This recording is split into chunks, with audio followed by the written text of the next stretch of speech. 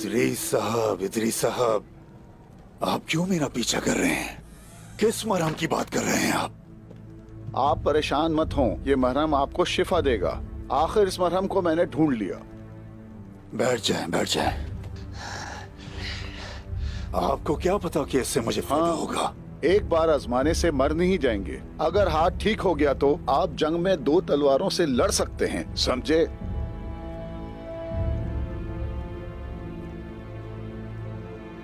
मुझे दें।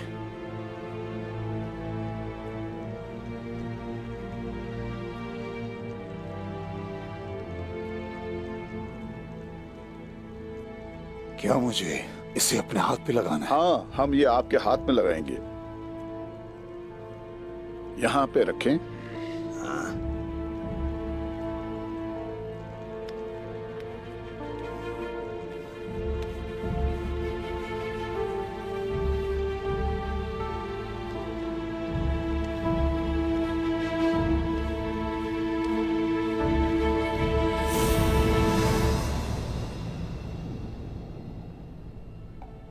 ये क्या है जनाब?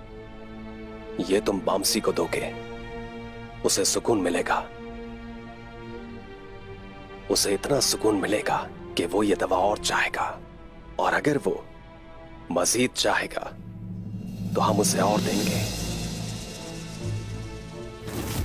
अच्छी तरीके से लगा देता हूँ ताकि शफा बख्शो, ठीक है? चलें देखते हैं इदरी साहब, देखते हैं।